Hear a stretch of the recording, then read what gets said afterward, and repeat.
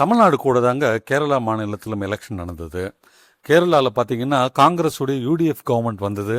தமிழ்நாட்டை போலவே மகளிர் இலவச பேருந்து அங்கே கேரளாலையும் புதிய முதலமைச்சர் திரு சதீஷன் அவர்கள் உடனே அறிவித்தார். அது உடனே பெண்களின் பயன்பாட்டுக்கும் இலவச பேருந்து பயணம் வந்ததுங்க. அந்த திட்டத்தின் பேர் பார்த்தீங்கன்னா பிரியதர்ஷினி. அந்த திட்டம் வந்ததுலேருந்து பார்த்தீங்கன்னா கேரளாவுடைய தனியார் போக்குவரத்து துறை ரொம்பவே திண்டாடி போயிட்டாங்க. பெண்கள் கேரளாவில் அதிகங்க. நிறைய பேர் வேலைக்கு போவாங்க. கேரளாவில் பார்த்தீங்கன்னா இண்டஸ்ட்ரீஸ் இருக்கிறது ரொம்ப கம்மி.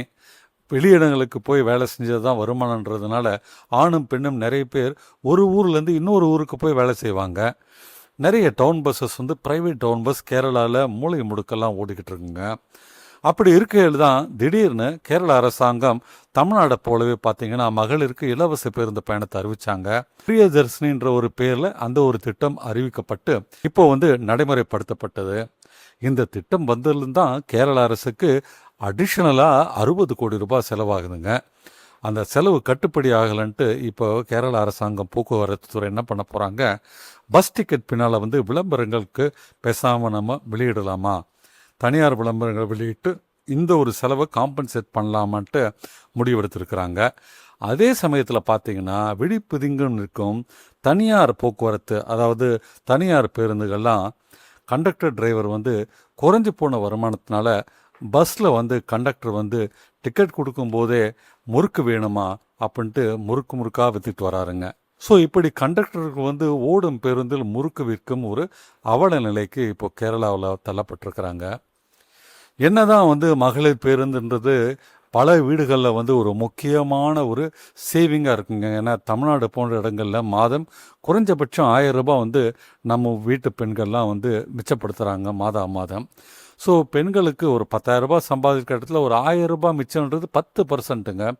ரொம்பவே ஒரு வாழ்க்கையை மாற்றும் அளவுக்கு நம்மளோட தமிழ்நாடு அரசின் ஒரு பெரும் சாதனையாக அந்த ஒரு பெண்களுக்கான அந்த மகளிர் விடியல் பேருந்து திட்டம் போய்கிட்டு இருக்கு. இப்போது ஆளுகின்ற தாவிக அரசு அந்த விடியல்ன்ற பெயரை எடுத்துட்டாங்க.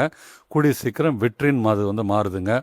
ஸோ மகளிர் வெற்றி பேருந்துன்ட்டு அந்த திட்டம் மாற இருக்குது. எப்படியா இருந்தாலும் அந்த திட்டம் மேலும் விரிவாக்கப்பட்டு ஏசி பஸ்களிலும் பெண்களுக்கு இலவச பயணம்ன்றது கொண்டு வரப்படும். அது தவிர மாவட்டம் எல்லாத்துக்குமே ஒரு மாவட்டத்திலேருந்து இன்னொரு மாவட்டம் வெளியூர் பேருந்துகளுக்கும் அவங்களுக்கு தரப்போகிறாங்க. அதை பற்றி கூடிய சீக்கிரம் அறிவிப்பு வரும் என்று நம்ம எதிர்பார்த்துட்ருக்குறோங்க. நம்ம தமிழ்நாட்டில் பார்த்திங்கன்னா தனியார் பேருந்துகளின் அளவு அந்தளவுக்கு இல்லைங்க. ஆனால் கேரளாவில் தனியார் பேருந்துகள் எக்கச்சக்கமாக இருக்குது.